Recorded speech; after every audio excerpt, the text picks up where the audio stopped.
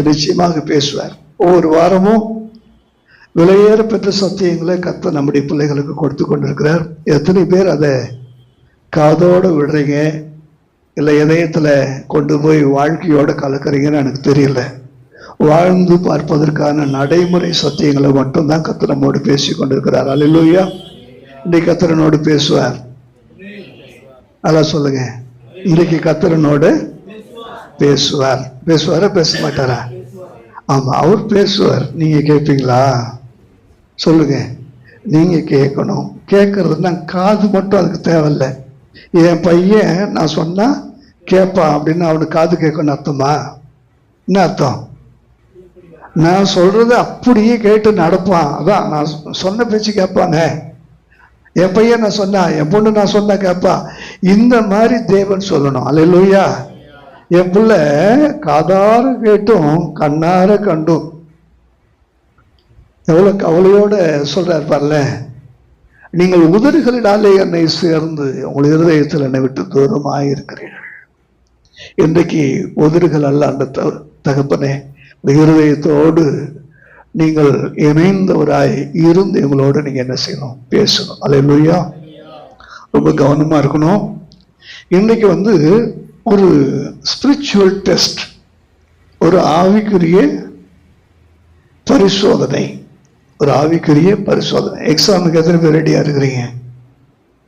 Hello, நீங்கள் பரீட்சைக்கு நில்லாதவர்களாக இருக்கக்கூடாது என்று பவுல் சொல்கிறார். இன்னைக்கு ஒரு டெஸ்ட் நான் உங்களுக்கு என்ன செய்வேன், வைப்பேன். இந்த டெஸ்ட்ல நீங்க பாஸ் ஆகுறீங்களா இல்லை ஃபெயில் ஆகுறீங்களான்றது மார்க் நான் போட போறதில்லை. மார்க் யார் தான் போட போறீங்க? நீங்களே தான் என்ன செய்ய போறீங்க? போட்டுக்க. அது நாங்களே என்ன செய்வோம், அதெல்லாம் போட்டு பார்ப்பலாம் நீங்க நினைக்காதீங்க. ஆண்டவர் என்ன செஞ்சிருக்கிறார், பார்த்துட்டு இருக்கிறார்.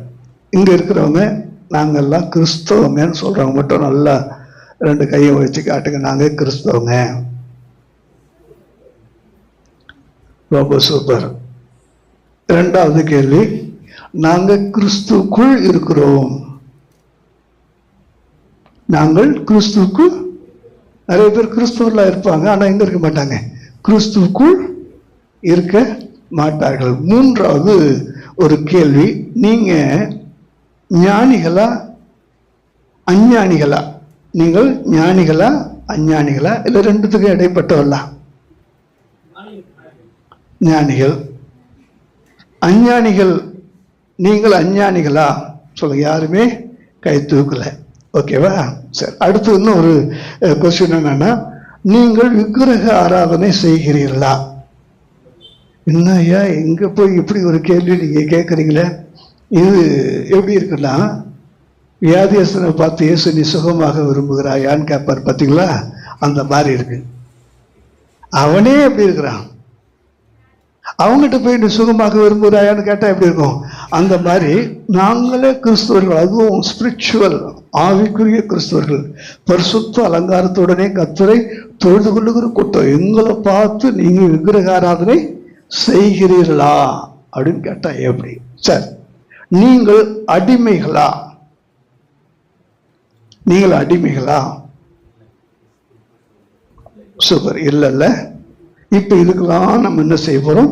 சின்ன சின்ன டெஸ்ட் என்ன பண்ண போறோம். முதல்ல நீங்க கிறிஸ்தவர்களா அப்படின்றப்ப வாசிச்சு பாருங்க. அப்போஸ்தலர் 11வது அதிகாரம் 26வது வசனம். அப்போஸ்தலர் 11:26.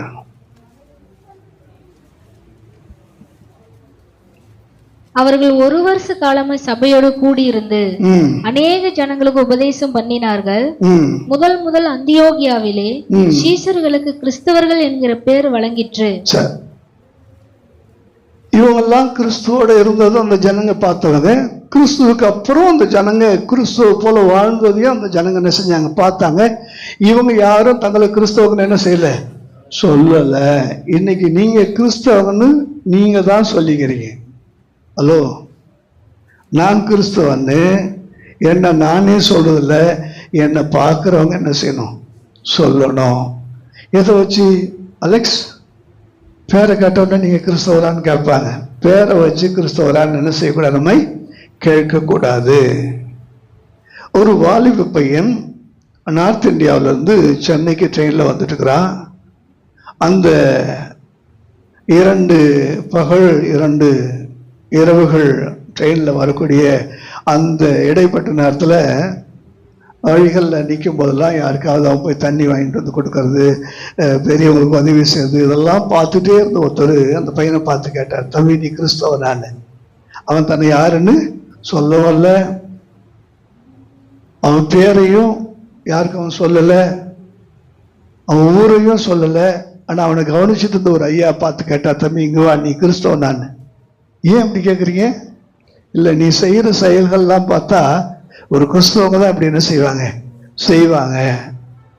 அப்போ நம்முடைய செயல்கள் நம்மை காட்டி கொடுக்க வேண்டும். அல்லேலூயா. இயேசுவை காட்டி கொடுக்கறதுக்கு ஒரு யூதாசம் தான். ஓகே, நம்ம கிறிஸ்தவனை காட்டி கொடுக்கறதுக்கு என்ன வேணும்? நம்முடைய செயல்கள், நற்கிரியைகளினாலே நீங்கள் தேவனை அறிகிற அந்த அறிவின் வாசனை எல்லா இடத்துக்கும் என்ன செய்யணும்? வீசுகிறவர்களாக இருக்கணும். நீங்க கிறிஸ்தவங்களா உங்களை பிரகடனப்படுத்துறது இல்லை, மற்றவங்களை கிறிஸ்தவங்க என்ன செய்யணும்? சொல்லணும். 2வது, நீங்கள் கிறிஸ்துவுக்குள் இருக்கிறீர்களா என்று சொல்லி கேட்டேன். இப்ப பிலிப்பியர் 4வது அதிகாரம் 6வது வசனம் 7வது வசனம் வாசிங்க. பிலிப்பியர் 4, 6, 7.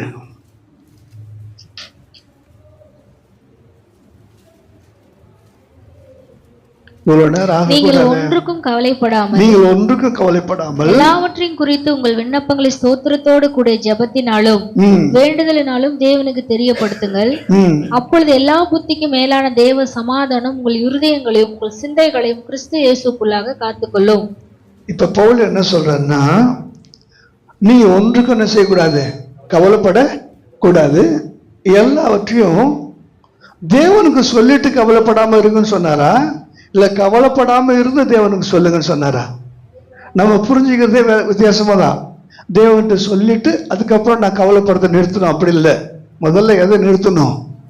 முதல்ல கவலைப்படாம, எனக்கு ஒருவர் இருக்கிறார், அவர் என்னை விசாரிக்கிறவர், அவரின் பாரங்களை சுமக்கிறவர், அவர் எனக்காக எல்லாவற்றையும் செய்கிறவர். அப்படி அவரை மாதிரி என்னை நேசிக்க ஒருத்தரும் இல்ல. ஒரே பேரான குமாரனையே எனக்காக கொடுக்கிற அளவுக்கு அன்புள்ளவர், எனக்காக கல்வாரி சிலுவையில் அவமானப்பட, அடிபட, ரத்தம் சிந்த, ஜீவன் கொடுக்கிற அளவுக்கு அன்புள்ளவர். அப்படின்ற இவ்வளவு அன்புள்ள தேவன் எனக்கான தேவைகளை சந்திக்க மாட்டாரா? இதான் பவுல் சொல்றார். ஒரே பேரான குமாரனையே கொடுத்தவர் அவரோடு கூட மற்ற எல்லாவற்றையும் நமக்கு அருளாது இருப்பது எப்படி? அதை விட பெருசா நீங்க கேட்டு போறது இல்லை. அல்லேலூயா. அப்ப கவலைப்படாம நீங்க இருந்தீங்கன்னா நீங்க எங்க இருக்கிறீங்கன்னு அர்த்தம்? நீங்க கவலைப்படாம ஆண்டவர்கிட்ட சொல்லிட்டீங்கன்னா உடனே வசனம் சொல்லுது, உங்கள் இருதயங்களையும் சிந்தைகளையும் தனியா உங்ககிட்ட இருந்து பிரிச்சுட்டு போய் அது எங்க வச்சிருமா?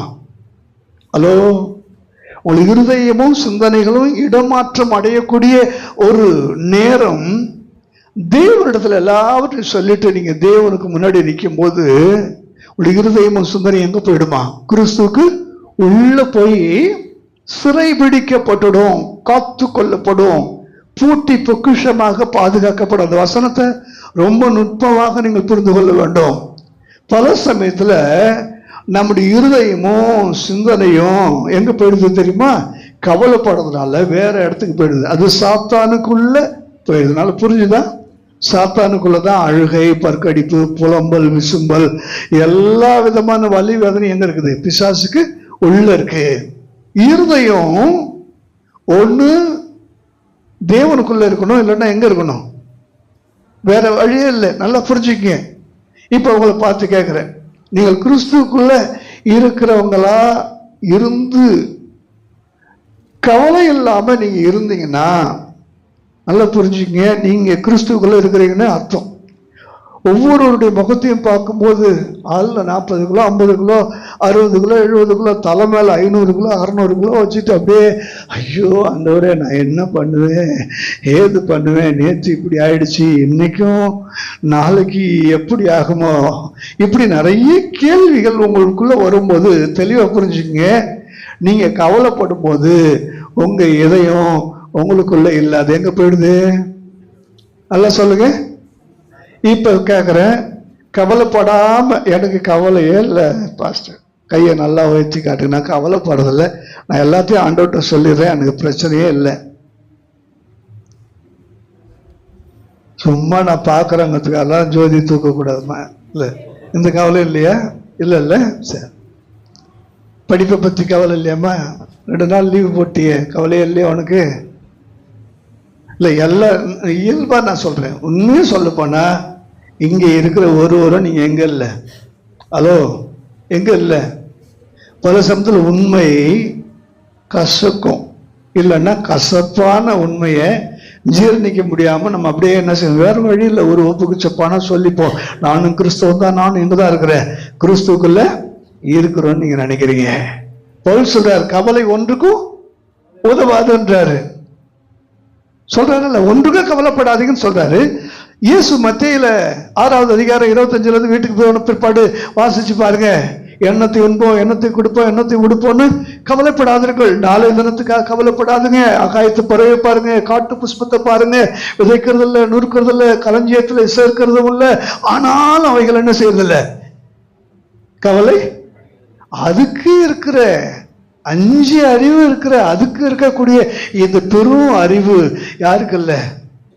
என்னை போல படைக்கப்பட்டவங்களுக்கு இல்லையே அப்படின்னு சொல்லி ரொம்ப வருத்தமா சொல்றாரு. கவலை ஒண்ணுக்கும், கவலைனால நீங்க ஒரு முழத்தை என்ன செய்ய முடியாது, கூட்ட முடியாது, குறைக்கும். கவலை ஒண்ணுக்கும் உதவாதுன்னு இயேசு சொல்றாரு. பவுல் சொல்றாரு, ஒண்ணுக்கும் நீங்க என்ன செய்யாதீங்க, கவலைப்படாதீங்க. இப்படி இந்த 2 வார்த்தைகளையும் கேட்டு நீங்க புரிஞ்சுக்கிட்டு நீங்க எல்லாவற்றையும் ஆண்டவர்கிட்ட சொல்லிட்டு நீங்க ஃப்ரீயா இருக்கக்கூடிய ஆட்களா இருந்தா நீங்க எங்க இருக்கிறீங்கன்னு அர்த்தம், கிறிஸ்துக்குள்ள இருக்கிறீங்கன்னு அர்த்தம். இப்ப ஏசாயா 44:10 வாசிங்க.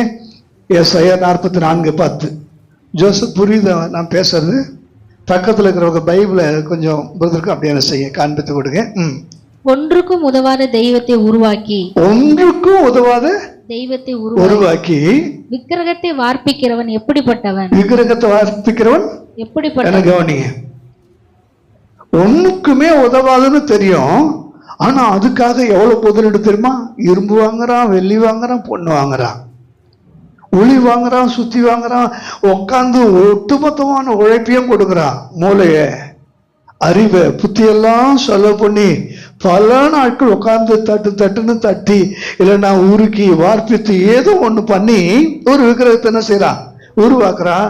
நல்லா தெரியும் இது என்ன செய்யாது, கை இருந்தும் அசையாது, கால் இருந்தும் நடக்காது, வாய் இருந்தும் பேசாது, கண்ணு இருந்தும் எல்லாம் தெரியும். இதனால ஒரு பிரயோஜனமும் இல்லை. ஒன்றுக்கும் உதவாத விக்கிரகத்தை நீ என்ன செய்றீங்க, ஒன்றுக்கு உதவாத தெய்வம், அது ஒண்ணுக்கு உதவாதுன்னா அப்ப அமானுஷ்யமான ஒரு உண்மையை சொல்றேன்.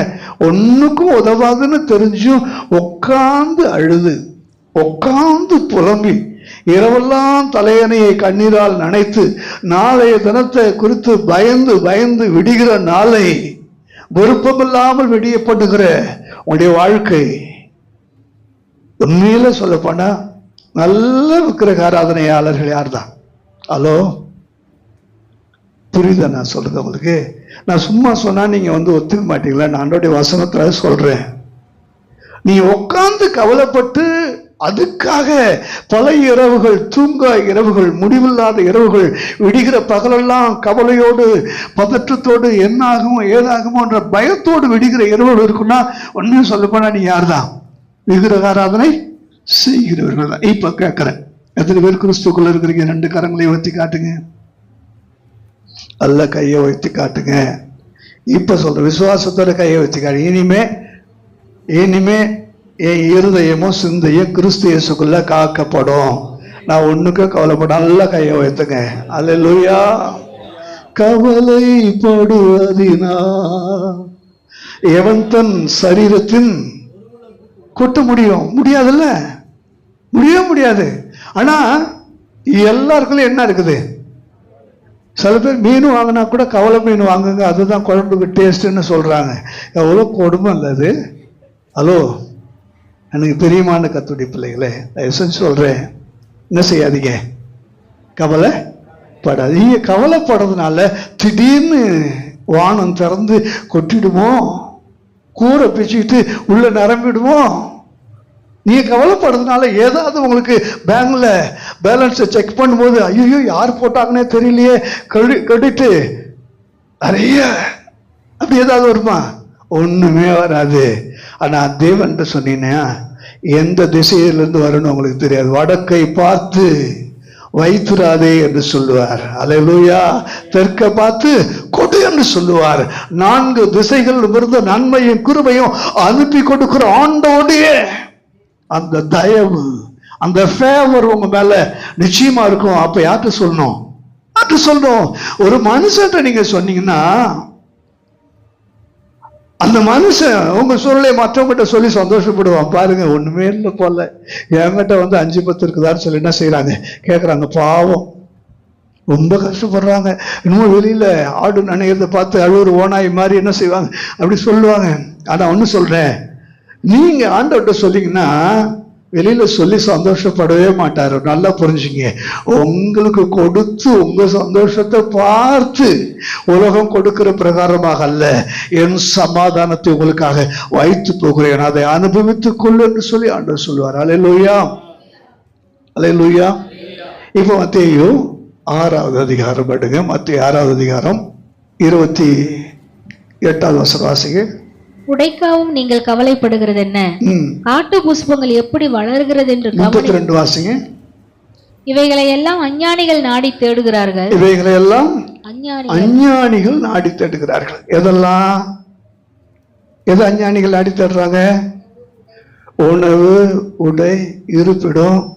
உங்களுக்கு இந்த உலகத்துக்கு தேவையான எல்லாவற்றையும் யார் நாடி தேடுறா? உங்களுக்கு இருக்கிறது போதும் என்கிற மனதுடனே கூட இருங்க. இதுதான் தேவ பக்தி, உண்மையான தேவ பக்தி. இன்னைக்கு தேவன் தந்திருக்கிற ஜீவனுக்காக நன்றி சொல்லுங்க. இன்றைய விடியல் சுகத்தோடு எழும்பி உங்களை நிற்க வச்சிருக்கல, கண்ணை திறக்கிறீங்க, இன்னும் பார்வை உங்க கண்ணுல தான் இருக்கு, அதுக்காக சந்தோஷப்படுங்க. மூக்கு பார்க்குறீங்க, சளி இருக்கோ இல்லையா, ஆனால் சுவாசம் இருக்குது, அதுக்காக நல்லா என்ன செய்யுங்க, சந்தோஷப்படுங்க. எழுந்திரிச்ச உடனே டக்குன்னு, சில பேர்லாம் டாக்டர் சொல்றாங்க, எழுந்திரிச்ச உடனே டக்குன்னு ஸ்டெப் வைக்காதீங்க, ஒரு 2 நிமிஷம் 3 நிமிஷம் பெட்லேயே உட்காருங்க. சடனாக நீங்கள் எழுந்திரிச்சு நடந்தீங்கன்னா உடனே என்ன செஞ்சுருவீங்க, கீழே விழுந்துருவீங்க. என்னென்னமோ சொல்றாங்க. மருத்துவர்களெல்லாம் தாண்டி பரம வைத்தியர் நமக்கு எழுந்த உடனே நடக்கவும், சாப்பிட்ட உடனே செரிக்கவும், செய்ய வேண்டிய காரியத்தை சரியா செய்யவும் இன்னமும் ஜீவனையும் சுகத்தையும் பலத்தையும் தந்திருக்கிறாரே. கரங்களை தட்டி கத்திருக்கிறான்னு சொல்லுவோமா? அல்லேலூயா. அஞ்ஞானிகள் இவைகள் எல்லாம் என்ன செய்யறாங்க, நாடி தேடுகிறார்கள், நாடி தேடுகிறார்கள். யோசிச்சு பாருங்க. இந்த உலகத்துல தேவன் தான் நமக்கு வீடு வாசல்கள் எல்லாம் என்ன செய்யணும், ஏற்படுத்தி தரணும். கேரளாவில் அஸ்ஸாம் பகுதியில் பார்க்கிறோம், வானலாக கட்டப்பட்ட உயர்ந்த கட்டிடங்கள், பார்த்து பார்த்து கட்டப்பட்டதான அழகான ஸ்ட்ரக்சரான கட்டிடங்கள், போர்ட்டிகோல இருக்கக்கூடிய கார்கள் எல்லாம் குப்பை கூலங்களை போல வாரிக்கொண்டு போவது அப்படியே பார்க்கிறேன். ஐயோ என் ஆண்டவரே, இவள் எத்தனை கால உழைப்பு, எத்தனை கால சேமிப்பு, எத்தனை கால கனவு, எவ்வளவு கஷ்டப்பட்டு கட்டியிருக்கிறார்கள். அத்தனையும் ஒரு செகண்ட்ல எல்லாம் என்ன செஞ்சிட்டு வாரிட்டு போகுது. திரும்ப இந்த நேர்த்திக்கு, திரும்ப இந்த ஆஸ்திக்கு உரியவளா அவங்க எப்ப மாறுவாங்களோ நினைச்சு பாருங்க. ஒரு செகண்ட் போதும், ஒரு செகண்ட் போதும். கேரளாவில் ஒரு மலைச்சரிவு ராஜ்குமார் காட்டினாப்புல, அந்த மலையை அப்படியே சரிஞ்சு கீழே உள்ள வீடுகள் அப்படியே என்ன செஞ்சிச்சு, மூடிடுச்சு. வீட்டுக்குள்ள தூங்கிட்டே இருந்தவங்க கடைசி வரைக்கும் அப்படியே என்ன செஞ்சு ஒருவரையும் காப்பாற்றுவோம், அப்படியே மூடிடுச்சு. அஞ்ஞானிகள் கவலைப்படுறது மாதிரி கவலைப்படாதீங்க. ஆண்டவர் ஞானின்னா யார் தெரியுமா? ஞானின்னா நேற்றைக்கு பற்றி யோசிக்காதவன், நாளைய பற்றியும் எதையும் கேட்காதவன், அன்றொன்றுள்ள ஆகாரத்தை இன்று நான் வாழணும் ஆண்டவரே, இன்னைக்கு நான் வாழணும், இன்னைக்கு நான் சந்தோஷமா இருக்கணும், இன்றைக்கு உண்மை நான் துதிக்கணும், இன்றைக்கு உண்மை மகிமைப்படுத்தணும், இன்றைக்கு உண்மை கனம் பண்ண வேண்டும், இன்றைக்கு நான் உண்மை உயர்த்த வேண்டும் என்று சொல்லும் போது அப்பதான் நீங்க எப்படி மாறுறீங்க, ஞானி ஆகுறீங்க. கடந்த காலத்தை நினைச்சா பைத்தியக்காரல ஆயிடுவீங்க, எதிர்காலத்தை நினைச்சா அதை விட மோசமான பைத்தியக்காரலாம் என்ன செஞ்சிருவீங்க, மாறிடுவீங்க. உண்மைதான். அதனால இது ரெண்டுத்தையும் விட்டுடுங்க. நிகழ்கால நிஜத்தை வாழ் ஆண்டவர் உங்களுக்கு அணுக்கருக்கா பாராட்டுவாராக. அல்லேலூயா, அல்லேலூயா. இப்ப நீங்க ஞானிகளா அஞ்ஞானிகளா சொல்லுங்க? ஞானிகள் எதிர்காலத்துக்கு வைப்பு நிதிகளை வைத்து கொண்டிருக்கிறார்கள். இன்சூரன்ஸ் போடுகிறார்கள், டெபாசிட் வைத்திருக்கிறார்கள், எதிர்காலத்துக்கான சொத்துக்களை எல்லாம் சேகரிக்கிறார்கள். அஞ்ஞானிகள், நிர்மூடர் தங்கள் ஆஸ்திகளை விட்டு போகிறார்கள். அஞ்ஞானிகள், நிர்மூலர்கள் அடுத்த தலைமுறைக்கு அவங்களுடைய ஆசீர்வாதத்தை என்ன செய்ய முடியறது இல்லையா, அனுபவிக்க முடியறது இல்லையா? எனக்கு பிரியமான தேவ பிள்ளைகளே, நீங்க அஞ்ஞானிகளா இருக்காதீங்க. அஞ்ஞானிகளுடைய கைவேலை அவர்கள் விக்கிரகங்கள் தான். சில வசனங்களை நீங்க வாசிச்சு பாருங்க. வாசிங்க சங்க 135:15 வாசிங்க. சங்க 135:15. அஞ்ஞானிகளுடைய விக்கிரகங்கள் வெள்ளியும் பொன்னும் மனுஷருடைய கைவேலையுமா இருக்கிறது. அவைகளுக்கு வாயிருந்தும் பேசாது, அவைகளுக்கு கண்கள் இருந்தும் காணாது, அவைகளுக்கு காதுகள் இருந்தும் கேளாது. எசேக்கியேல் 20:32 வாசிங்க. எசேக்கியேல் 20:32. மரத்துக்கும் கல்லுக்கும் ஆராதனை செய்து அஞ்ஞானிகளை போலவும் தேசத்து ஜனங்களின் ஜாதிகளை போலவும் இருப்போம் என்று வசனத்தை குறித்துக் கொள்ளுங்கள். 1 கொரிந்தியர் 12:2 நீங்கள் அஞ்ஞானிகளா இருந்த போது ஏவப்பட்டபடியே ஊமையான விக்கிரகங்கள் இடத்தில் மனதை செலுத்தினீர்கள் என்று உங்களுக்கு தெரியுமே. 1 கொரிந்தியர் 10:20 வாசிங்க. அஞ்ஞானிகள் பலியிடுகிறவைகள் தேவனுக்கல்ல பேய்களுக்கே பலியிடுகிறார்கள் என்று சொல்லுங்க. அஞ்ஞானிகள் கர்த்தருடையவர்கள் அல்ல. யாருக்குரியவர்கள் அல்ல சொல்லுங்க? பேய்களுக்கு உரியவர்கள். நீங்கள் தேவனை அறியாதற்கு எனக்கு மனதில்லை. என் ஜனங்கள் அறிவில்லாமையினால் சங்காரமாகிறார்கள். அதாவது படைத்த தேவனை பற்றிய அறிவு இல்லாததுனால தான் எல்லா கவலைகளும் புலம்பலுமே வருது. நல்லா புரிஞ்சுங்க, எல்லா கவலைகளும் புலம்பல்களும் வருது. நீங்கள் ஒருவன் கிறிஸ்துவுக்குள் இருக்கிறேன் என்று சொன்னா அவன் எப்படி இருக்கணும்? நான் உங்களுக்கு காண்பித்து கொடுக்க விரும்புகிறேன். 2 கொரிந்தியர் 5:17 வசனம். 2 கொரிந்தியர் 5:17. இப்படியே ஒருவன் கிறிஸ்துவுக்குள் இருந்தா இப்படி இருக்க. எப்படி இருக்க? இத்தனை காரியங்கள்லாம் நான் கேள்வி எல்லாம் கேட்டோம்ல. நீங்க அஞ்ஞானிகளா விக்கிரக ஆராதனை செய்றீங்களா, இல்ல நீங்க அடிமைகளை இப்பெல்லாம் நான் கேட்டோம்ல. இப்படி எல்லாம் இருக்க ஒருவன் கிறிஸ்துவுக்குள் இருந்தா எப்படி? வாசிங்க. புது சிருஷ்டியா இருக்கிறான். புது சிருஷ்டி. எல்லாம் கவனிங்க. எப்படி இருக்கிறான்? ஆங்கிலத்தில் எப்படிமா இருக்கு? New creation. ஒரு புதுசா சிருஷ்டிக்கப்பட்ட ஒரு மனுஷனா இருக்கிறான். அல்லேலூயா. புதுசா சிருஷ்டிக்கப்பட்ட ஒரு மனுஷன். நீங்க ஆதியாகமம் 2வது அதிகாரத்தை நீங்க வீட்டுக்கு போன பிற்பாடு கண்டிப்பா படிக்கணும். ஆதியாகமம் 2வது அதிகாரம் ஆதாமுடைய வாழ்க்கை, பாவத்தை அவன் சந்திப்பதற்கு முன்னதாக அவனுடைய வாழ்க்கை எப்படி இருந்ததுன்னு சொல்லி நான் ஆசைக்கிறேன். அதுதான் புது சிருஷ்டி. நல்லா கவனிங்க. அதுதான் அது புது சிருஷ்டி. ஆண்டவர் அப்பதான் ஒருத்தவன் என்ன செய்யறார்? புதுசா சிருஷ்டிக்கிறார். அந்த புது சிருஷ்டியினுடைய முகம் யார் போல இருக்கு? தேவனுடைய சாயல், தேவனுடைய ரூபம். அவனுக்குள்ள என்ன இருக்கு? தேவனுடைய ஜீவன் இருக்கு. அந்த ஆதாமை நீங்க கவனிச்சு பாருங்க. ஆதாமை உண்டாக்கி அடுத்த நாளே ஏவாளை உண்டாக்கிட்டாரா? சொல்லுங்க. உண்டாக்கல. கொஞ்ச காலம் என்ன செய்யறாரு? எல்லாவற்றையும் சிருஷ்டித்து கொண்டு வந்து அவங்ககிட்ட பேர் வைக்க சொல்றாரு. நீ இந்த தோட்டத்தை காத்துக்கொள், பண்படுத்து, எல்லாமே சொல்றாரு. ஆனா இன்னும் யாரும் சிருஷ்டிக்கல, ஏவால சிருஷ்டிக்கல. அவன் உண்மையா சொல்ல போனா புது சிருஷ்டின்னா நீங்க ஏசாயா 44வது அதிகாரம் 2வது வசனத்தை வாசிங்க.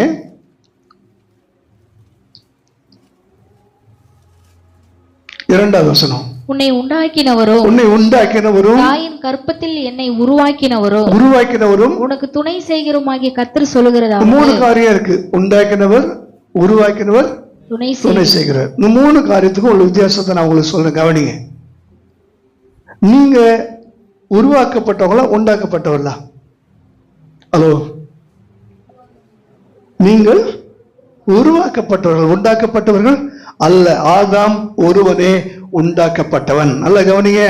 உண்டாக்கப்பட்ட பிற்பாடு ஜீவனை கொடுத்தார்.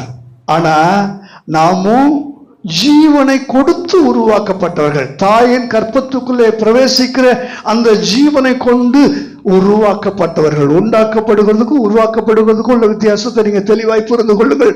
ஆதாம் ஒருவனே உண்டாக்கப்பட்டவன். வசனம் சொல்லுகிறது, நான் உனக்கு துணை செய்கிறவர். துணை செய்கிறவர் பல இடங்கள்லாம் நீங்கள் லாரி பஸ்ல எல்லாம் பார்த்தீங்கன்னா அது துணை இது துணைன்னு போட்டிருக்கோம்.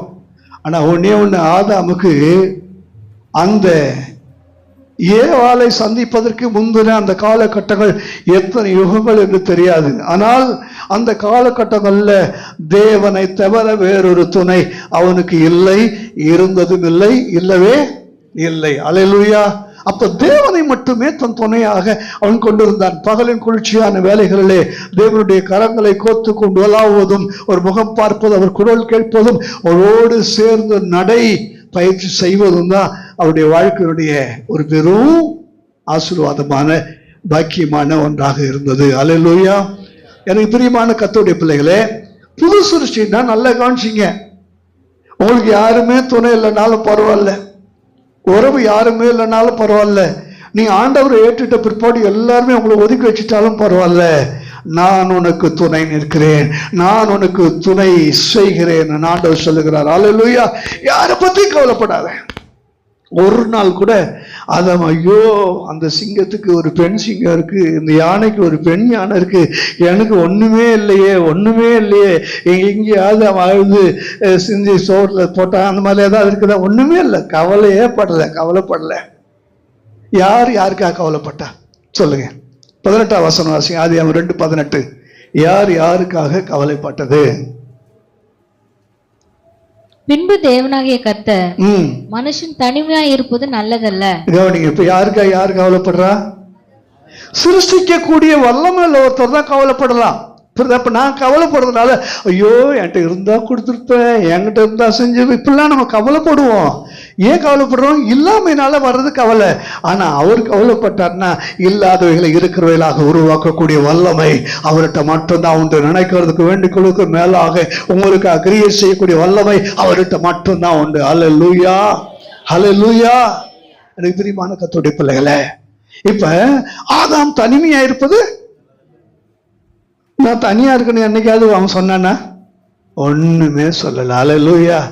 உண்மையை சொல்ல போனா எனக்கு இல்லைன்னு ஏன் தேவைக்காக நான் தேவன்கிட்ட ஜெபிக்கிறதை எப்ப நான் நிறுத்துறணும், ஏன் தேவைக்காக எப்ப நான் தேவன்கிட்ட கேட்கறத நிறுத்துறணும், முதல்ல எப்ப என் தேவையை நான் மறக்கிறனோ, தேவன் தான் என் தேவைன்னு நான் நினைக்கிறனோ, அப்பதான் நான் யாரு? புது சிருஷ்டி. ஹலோ, அப்பதான் நான் கிறிஸ்துக்குள்ள இருக்கிறோம். இன்னைக்கும் நான் என் தேவையை நினைக்கிறேன், இன்னைக்கும் தேவையை நினைச்சு பயப்படுறேன். இந்த தேவைக்கு என்ன செய்யலாம்? அங்க வாங்கலாமா, இங்க வாங்கலாமா, இங்க வாங்கி அங்க போட்டா சரியாயிடும், அப்புறம் அங்க வாங்கி இங்க போட்டா சரியாயிடும். பெரிய சூதாட்ட வாழ்க்கை இன்னைக்கு நடந்துட்டு இருக்கு அநேகருடைய வாழ்க்கையில.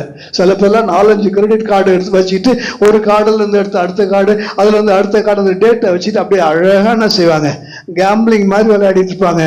அந்த சூதாட்ட வாழ்க்கையில சுதானமான வாழ்க்கை என்னன்னா, என் தேவையே முதல்ல யாருக்கு தெரியக்கூடாது?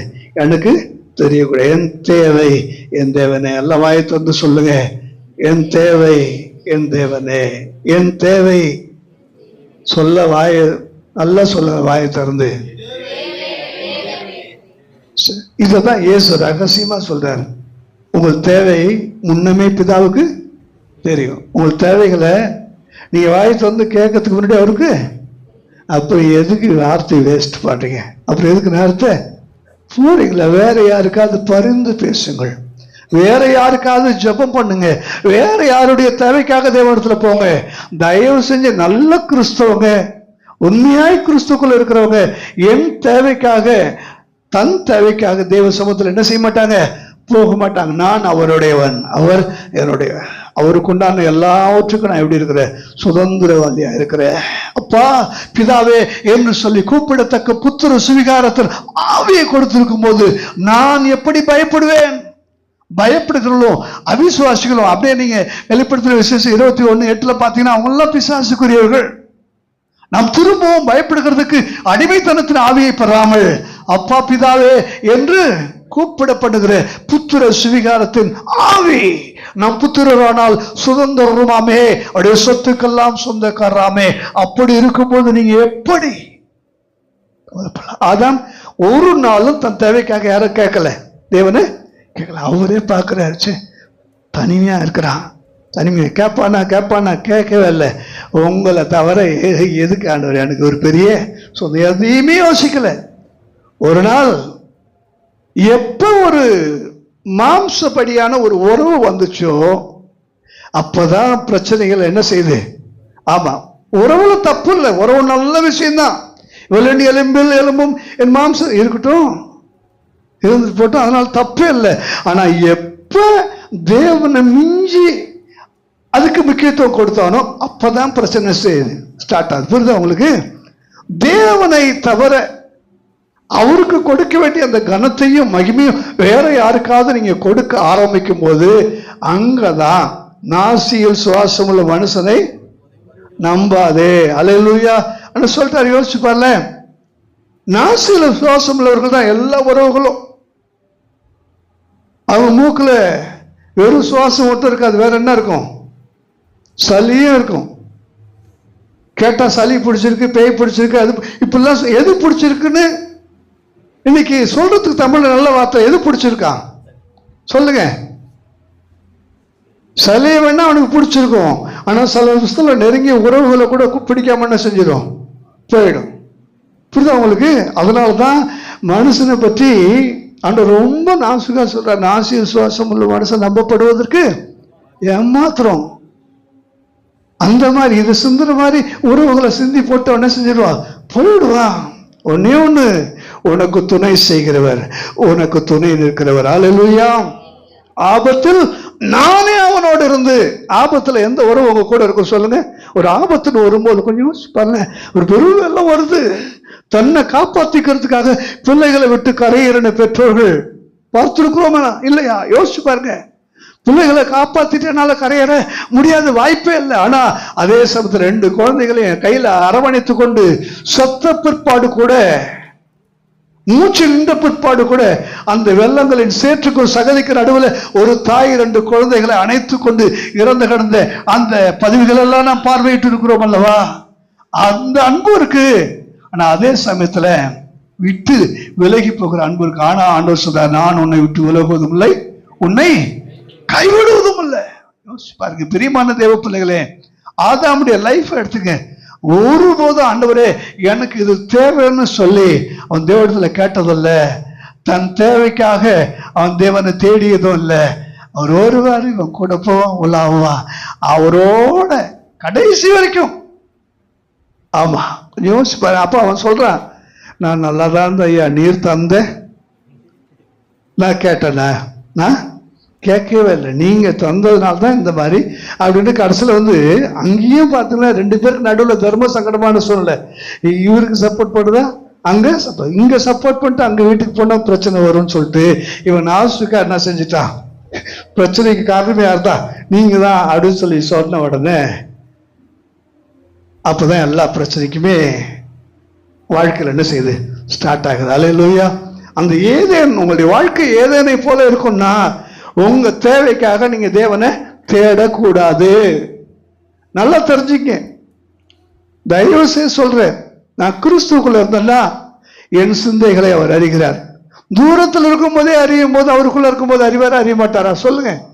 என் சிந்தை, என் தேவை, என் விருப்பம் அவர் உமது மன விருப்பங்களின்படி எல்லாம் உனக்கு தந்துருவாராக. உமது ஆலோசனைகளை அவர் என்ன செய்வார்? ஆமா, அல்லேலூயா. இவன் சொல்லுங்க, இனிமே நான் கிறிஸ்துக்குள்ள என்னை காத்துக்கொள்வேன், என் இருதயமும் என் சிந்தையும் உலக பிரகாரமான தேவைகள் மேல் இருக்காது, அது கிறிஸ்துக்குள்ள இருக்கும். அல்லேலூயா, அல்லேலூயா. ஒண்ணுமே இல்லைங்க, நல்லா புரிஞ்சுங்க. 2வது கடைசியா ஒண்ணு கேட்டேன், நீங்கள் அடிமைகளா சொல்லுங்க? நான் அடிமை. நான் கேட்டது மட்டும்தான், நான் அடிமை. அடிமையா? இல்ல ஏமா உனக்கு அறிவு இருக்கா அப்படின்னு கேட்ட உடனே டக்குன்னு அதுக்கு என்ன வரும்? கோவம். அணுந்து அழகான முகம்டா, பால்வடி முகம், ஒன்று மாதிரி அழகு இந்த உலகத்தில் நான் பார்த்ததே இல்லை. சந்தோஷமா இருக்கா? சொல்ற சந்தோஷமா இருக்கா இல்லையா? அப்ப அவன் சந்தோஷத்துக்கு அவன் சந்தோஷம் அவன் கட்டுப்பாட்டில் இல்லை. யார் கட்டுப்பாட்டில் இருக்கு? உங்க கோபம் உங்க கட்டுப்பாட்டில் இல்லை. யார் கட்டுப்பாட்டில் இருக்கு? நான் அதை தூண்ட முடியும். உங்க சந்தோஷத்துக்கு நான் காரணமாக முடியும். அப்போ உங்க கோபமும் உங்க கட்டுப்பாட்டில் இல்லை, உங்க சந்தோஷமும் உங்க கட்டுப்பாட்டில் இல்லை. அப்படின்னா நீங்க யாரு? ஐயோ, என்ன அவங்க என்ன சொன்னாங்க தெரியுமா? பார்த்துட்டு வெடுக்குன்னு எப்படி திரும்பி போனாங்க தெரியுமா? ஐயோ, அவங்க இப்படி சொல்லலாம். எத்தனை உறவுகள் வெறுத்துட்டாங்க. ஒருத்த குடிச்சிட்டு புலம்புறா, ஐயோ எல்லா உறவையும் வெறுத்துட்டான். இருந்தாலும் எனக்கு அப்பனே கிடையாதுங்க, எனக்கு முதல் விரோதி அவன் தான். எனக்கு மட்டும் போட்டு தள்ள ஒரு வாய்ப்பு கிடைச்சா ஃபர்ஸ்ட் நான் போடுற ஆள் யார் தான்? சொந்த அப்பா சொல்றான், பையன் குடிச்சிட்டு. இது பிரியமான கர்த்தருடைய பிள்ளைகளே, என்ன சொல்றேன்னா, இன்றைக்கு நம்ம உணர்ச்சிகள் நம்முடைய கட்டுப்பாட்டுக்குள்ள இல்லை. உங்க சந்தோஷத்துக்கு காரணம் சில வேலை பாக்கெட்ல இது நிரம்பி இருக்கிறது, அக்கௌண்ட்ல நிறைவா இருக்கிறது, தேவைகள் மிகுதியா இருக்கும் போது உங்க சந்தோஷம் என்ன செய்யுது? இருக்குது. ஆனா இங்க குறைய குறைய குறைய எதுவும் குறைஞ்சிருது? சந்தோஷமும் குறைஞ்சிருது. நம்ம சபையில் உள்ளவங்க எத்தனை பேர் நீங்க வேலைக்கு போறீங்க? வேலைக்கு போறவங்க உற்சாகமான காணிக்கைகளை, தசம பாகங்களை, ஆண்டவரே நாங்கள் குறையாம ஆயக்காரர் பரிசேயர் என்பவருடைய நீதியிலும் அதிகமான நீதி உடைய பிரசன்னத்தில் நாங்கள் காண்பிக்கிறோம்னு சொல்றவங்க மட்டும் உங்களுடைய கரங்களை உயர்த்தி காண்பீங்களே. நீங்கள் ஒரு குடும்பம் என்று நினைக்கிறீர்களே, நீங்கள் நினைக்க வேண்டிய முதல் குடும்பம் இதுதான், திருச்சபை உங்கள் குடும்பம். இன்றைக்கு காலையில் அந்த மூலையில் வந்து பார்த்தா அலெக்ஸ் அந்த சேருக்கு சந்தில் குடிஞ்சு பாருங்க, என்ன இருக்கு பாருங்க, உள்ள குடிஞ்சு பாருங்க, கீழே குடிஞ்சு பாருங்க, என்ன இருக்கு? குப்பை இருக்கு. ஜோஷுவா உங்க பின்னாடி திரும்பி பாருங்க, என்ன இருக்கு? ஜன்னல்ல பாருங்க, எப்படி இருக்கு? குப்பை இருக்குல்ல, சாஞ்சா சட்டை அழுக்கு போடும்ல. ஆனா நம்ம ஆட்கள் ஞாயிற்றுக்கிழமை போயிருக்கிறாங்க. என்ன போயிருக்கிறாங்கன்னே ஒண்ணுமே தெரியல. அந்த மூலையில ஒரு வருஷத்துக்கு முன்னாடி போயிருக்கிற மாதிரி எனக்கு என்ன செய்யுது இருக்குது. உங்க வீடா இருந்தா, இது நீங்கள் புழங்கக்கூடிய ஒரு இடமா இருந்தால் எப்படி வச்சிருப்பீங்க? அதையும் தாண்டி அவர்களின் ஜனங்கள் நான் அவர்களுக்குள்ளே உலாவி அவர்கள் தேவனாய் இருப்பேன் என்று நம்மை தேடி வரக்கூடிய ஆண்டவருடைய பிரசன்னத்தில் இருக்கக்கூடிய இந்த இடத்தை நம்ம எப்படி என்ன செய்யணும்? வைக்கணும். ஒவ்வொரு முறையும் ஆராதனை முடிச்சு பிற்பாடு இருக்குங்க சேர் போடுங்கன்னு நாங்கள் சொல்லவே கூடாது. ஆண்டவருடைய பிள்ளைகள், இது நம்ம இடம், நம்ம இதை என்ன செய்யணும்? நம்ம சுத்தமா இது ஆசீர்வாதமா என்ன செய்யணும்? வச்சிருக்கணும். அல்லேலூயா. இது நான் கர்த்தர் எனக்கு கொடுத்த என் வீடு, இதனுடைய பொறுப்பாளி நான் தான் என்று சொல்லி அதை பொறுப்பெடுக்கக்கூடிய அளவுக்கு அந்த கிருபையும் வாஞ்சியும் கர்த்தர் யாருக்கு தரணும்? நமக்கு தர வேண்டும். அல்லேலூயா. இப்ப நீங்க வாசிங்க ஏசாயா 44வது அதிகாரம் 1வது வசனம். இப்போதும் என் தாசனாகிய யாக்கோபே, இப்போதும் என் தாசனாகிய யாக்கோபே, நான் தெரிந்து கொண்ட இஸ்ரவேலே கேள். இப்ப 2வது வசனத்துடைய கடைசி பகுதி வாசிங்க. நான் தெரிந்து கொண்ட யெஷூரனே பயப்படாதே. நான் தெரிந்து கொண்ட யெஷூரனே. நிறைய சமயம் நீங்க பைபிள்லாம் படிச்சிருப்பீங்க, இந்த பேரை கேள்விப்பட்டிருக்கிறீங்களா? யெஷூரனே. நீங்க உபாகமம் 32லயே நீங்க என்ன செஞ்சிருக்கலாம், வாசிச்சிருக்கலாம். எழுதுற பைபிள்ல இந்த வார்த்தை 7 முறை என்ன செய்து வருது. யெஷூரன் என்ன அர்த்தம் தெரியுமா? நான் ஏற்கனவே சொன்னேன், தேவன் தம்முடைய பிள்ளைகளுக்கு செல்லமா கூப்பிடுறதுக்கு சில பேர்ல வச்சிருக்கிறார்.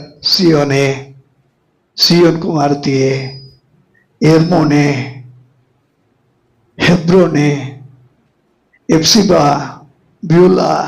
இந்த வரிசையில யெஷூரன் என்றால் என் உத்தமனே என்ற அர்த்தம். அப்ரைட், மூல மொழியில பழுதற்ற குற்றமற்ற நீதிமான் என்று பொருள். அப்ரைட், என் உத்தமனே. ஆபிரகாமே, நீ எனக்கு முன்பாக நடந்து கொண்டு உத்தமனாயிரு. உத்தமன் என்ற அர்த்தம். யாக்கோபே, இஸ்ரவேலே, உத்தமனாயிரு. தேவனுடைய சன்னிதானத்துக்கு உத்தமமாயிரு. கிறிஸ்துவுக்குள்ள நீ எப்படி இரு? உத்தமமாயிரு. நீ உத்தமமா இருக்கும்போது எங்க இருக்கிற? கிறிஸ்துவுக்குள்ள இருக்கிற. அல்லேலூயா. உன்னை உண்டாக்கினவரும் உன் தாயின் கற்பத்தில் உன்னை உருவாக்கினவரும் உனக்கு துணை செய்கிறவரும் ஆகிய கர்த்தர். என் ஆதி பிதா ஆதாமை ஆண்டவர் உண்டாக்கினார், என்னை என் தாயின் கற்பத்தில் தேவன் உருவாக்கினார். அததான் 3வது வசனத்துல பாத்தீங்கன்னா, ஒரு சந்ததியின் மேல் என் ஆவியை, உன் சந்தானத்தின் மேல் என் ஆசீர்வாதத்தை, அப்படியானால் என் தாயின் கற்பத்திலே அவர் என்னை உருவாக்குவதற்கு முன்னதாகவே தம்முடைய ஆவியை என் மீது வைத்தவர், தம்முடைய ஆசீர்வாதத்தை அவர் என் மீது வைத்தவர். அதனால ஆஸ்திக்காகவோ ஆசீர்வாதத்துக்காகவோ நான் ஆண்டவரை தேட வேண்டிய அவசியம் இல்லை. எனக்கு வேண்டிய அந்த ஆசீர்வாதத்தை எங்க வச்சுட்டாரா? நீங்க 3வது வசனத்தை வாசிக்குமா தெரியும். தாகமுள்ளவன் மேல் தண்ணீரையும், தாகமுள்ளவன் மேல் தண்ணீரையும், வறண்ட நிலத்தின் மேல் ஆறுகளையும் ஊற்றுவேன். உன் சந்ததியின் மேல் என் ஆவியையும், சந்ததியின் மேல் என் ஆவி, உன் சந்தானத்தின் மேல் என் ஆசீர்வாதம். சந்தானம் யோசிச்சு பாருங்க. உன் சந்ததி அது கற்பம் தரிக்கும் போது அது சந்தானமாக உள்ளே உருவாகிறது. அது உள்ளே உருவாகும் போதே உனக்கு வேண்டிய ஆஸ்தியும் ஐஸ்வர்யத்தையும் ஜீவனையும் உள்ள அவர் வச்சுட்டாரா. உனக்கு ஆவி கற்பத்துக்குள்ளே, உனக்கு ஆசீர்வாத கற்பதற்கு முன்னே, நீ கண் திறந்து இந்த உலகத்தை பார்ப்பதற்கு முன்னதாகவே உனக்கு வேண்டிய ஆசீர்வாதங்களை உனக்குள்ளே வைத்து படைத்து விட்டார். அல்லேலூயா, அல்லேலூயா. ஆனா கண்ணை குருடாக்கிட்டு உனக்கு உள்ள இருக்கிறது தெரியாம ஆசீர்வாதம் எங்கேயோ வெளியே இருக்கிறதா உன்னை பிசாசு தேட வைக்கிறான். பாத்தீங்களா? இதுதான் கொடுமையிலும் கொடுமையான காரியம். எரேமியா 1வது அதிகாரம் 5வது வசனத்தை வாசிச்சு பாருங்க. எரேமியா 1:5. நான் உன்னை தாயின் வயிற்றில் உருவாக்கும்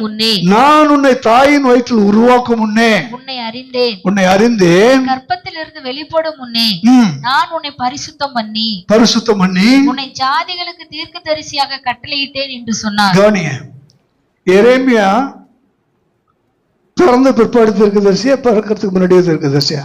கவனிங்க. ஏசாயா, எசேக்கியேல், நிறைய பேர், ஆகாய், ஏகப்பட்ட சகரியாலாம் நிறைய தீர்க்கதரிசிகளை கேள்விப்பட்டுக்கொள்ள. நாங்க கேட்கிறேன், இந்த வசனத்தின்படி எரேமியா பிறந்த பிற்பாடு தீர்க்கதரிசியா, பிறக்கிறதுக்கு முன்னாடி? பிறக்கிறதுக்கு. அப்படின்னா உன் தாயின் கற்பத்தில் இருக்கும் போதே நான் உனக்கு வரத்தை கொடுத்து, வரங்களை கொடுத்து, கிருபைகளை கொடுத்து, உனக்கு வேண்டிய எல்லா விதமான ஆசீர்வாதங்களையும் கொடுத்து உள்ளேயே நான் உன்னை என்ன செஞ்சிட்டேன்? இன்பில்ட். என்னது? இன்பில்ட். இப்ப பாருங்க, இங்க ஸ்பீக்கர் இருக்கு, அங்க ஒரு ஸ்பீக்கர் இருக்குது. தானா ஏங்குதா? ரெண்டும் சொல்லுங்க. தானா ஏங்கல. அதுக்கு என்ன தேவைப்படுது? ஒரு ஆம்பு தேவைப்படுது. ஆனா பவர் ஸ்பீக்கருக்கு என்ன இருக்கும்? பவர் ஸ்பீக்கருக்கு இன்பில்ட் ஆம்ப் உள்ளேயே இருக்கும், ஒண்ணுமே இல்லை. நீங்க போய் அதுல சொருவி அப்படி என்ன செய்யலாம்? பேசலாம். இங்கெல்லாம் அங்க இருந்து ஒயருங்க எடுத்துட்டு வரணும், இங்க இருந்து ஒயருங்க எடுத்துருந்து பின்னால இதுல 4 ஆம்ஸ்ல கொடுக்கறதா 16 ஆம்ஸ்ல கொடுக்கறதா பார்த்து படிச்சு ரொம்ப நம்ம கொடுத்து அதுக்கப்புறம் மிக்சர், ஏகப்பட்ட வேலை இருக்குல்லங்க. பல சமயத்துல நீங்க வெளியில தேடக்கூடிய ஆசீர்வாதத்துக்கு ஏகப்பட்ட உழைப்பு, ஏகப்பட்ட தேடல்கள், ஏகப்பட்ட விரயங்கள்லாம் இருக்கு. ஆனா ஒன்னும் சொல்றேன், இன்பில்டாவே கர்த்தர் உங்களுக்குள்ள வச்சிருக்கிறது ஏன் நீங்க அறியல? ஏன் அறியல? அதனாலதான் உங்க உள்ளான மனிதனை பாருங்கள். உள்ளான மனிதன் நாளுக்கு நாள் வளர வேண்டும். உள்ளான மனிதனுடைய அந்த பார்வை நாளுக்கு நாள் பிரகாசம் உள்ள மனக்கண்களாக அது மாற வேண்டும். அப்படி மாறும்போது ஆசீர்வாதத்தை நீ வெளியில தேட மாட்டீங்க. என் கையில உழைப்பு இருக்கு, வாரானா என் கையில உழைப்புக்கு ஏற்ற சம்பளம் இருக்குன்னு அதை நம்பி வாழ்கிறது அல்ல. என் கையில அல்ல, தேவன் கையில நான் இருக்கிறேன். அவருடைய பலத்த கரத்துக்குள்ள நான் இருக்கிறேன். ஏற்ற காலத்துல எனக்கு ஏற்றவைகளை கொடுக்க அவர் அறிந்திருக்கிறார். நல்ல தாயையும் தகப்பனையும் பற்றி பிள்ளைகளுக்கு தெரியும். அவங்க பசின்னு கேட்கறதுக்கு முன்னாடி என்ன சாப்பிடலையா, என்ன டைம் ஆகுது, வந்து உட்காருன்னு சொல்லி அதட்டி சாப்பாடு கொடுப்பதற்காக என்ன ட்ரெஸ் பண்ணி கட்டி போடு, வேற ட்ரெஸ் போடு, நல்ல பார்த்து பார்த்து அழகு பார்த்து உடுத்தவும், ருசி பார்த்து ஊட்டவும், உலக பிரகாரமான ஒரு தாயும் தகப்பனும் இருக்கும் போது பிள்ளைகள் கவலைப்படுவதில்லையே. இதை விட எத்தனை 1000 லட்சம் மடங்கு அன்புள்ள நம்முடைய ஆண்டவர். அவர் இருக்கும்போது நீங்க கவலைப்படுறீங்க, அஞ்ஞானிகளை போல அழுது புலம்புறீங்க. அப்படி இருக்கும்போது நீங்க எப்படி கிறிஸ்துவுக்குள்ள இருப்பீர்கள்? எப்படி கிறிஸ்துவ சொல்லுவீங்க? இன்னைக்கு நீங்க அடிமையா இருக்கிறீங்க. இதை பாருங்க, நீங்க என்ன கோபப்படுத்துறதுனால நான் கோபமே படவே கூடாது. நீங்க ஒரு வார்த்தை எனக்கு சொல்றதுனால நான் ரொம்ப சந்தோஷப்பட்டேன்னா உடனே என் தலை எப்படி ஆயிடும்? தலைகணம் ஆயிடும். அல்லேலூயா. அதனாலதான் ஏசாயாவில் 62வது அதிகாரம் 2வது வசனத்தை வாசிப்பார்ல. ஏசாயா 62:2, 62:3 வாசிங்க. நீ கர்த்தருடைய கையில் அலங்காரமான கிரீடமும் உன் தேவனுடைய கரத்தில் ராஜ முடியுமா இருப்பாய். கவனிங்க,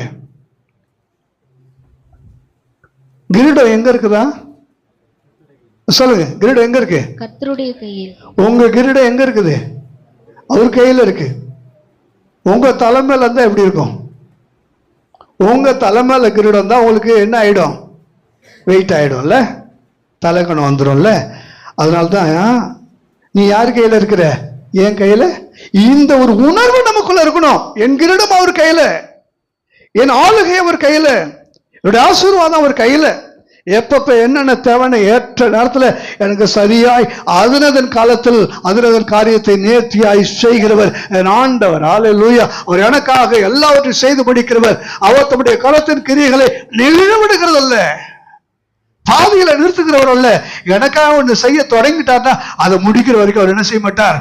அவர் இந்த காரியத்தை இன்னைக்கு செய்து முடிக்கிற வரைக்கும் இன்னைக்கு தூங்க மாட்டார்னு சொல்லி உருவத்துல ஒரு வசனம் வாசிக்கிறோம்ல.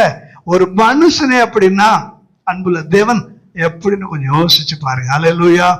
ஒன்னு நல்லா புரிஞ்சுங்க. அதனாலதான் ஆண்டவர் சொன்னாரு, உலகம் கொடுக்கிற சந்தோஷம் சமாதானம் எல்லாம் உலகத்தோடைய கட்டுப்பாட்டுக்குள்ளதான் இருக்கும். நான் கொடுக்கிற சமாதானம் உலகத்துல உனக்கு எதுவுமே இல்லைன்னாலும் அது உங்ககிட்ட எப்பொழுதுமே தங்கி தாபரிக்கிற ஒரு சமாதானம். நித்திய ஜீவகாலமாய் உனக்குள்ளே ஊறுகிற நீருற்று இருந்தாலும் ஸ்தோத்திரம், இல்லாவற்றாலும் ஸ்தோத்திரம். எல்லாமே போனாலும் கத்தர் கொடுத்தார், கத்தர் எடுத்தாரு. இங்க இருந்தது இப்ப அங்க இருக்கு, அவ்வளவுதான். வேணும்ன்றப்ப அவர் எனக்கு என்ன செய்வார்? தருவாரு. அல்லேலூயா.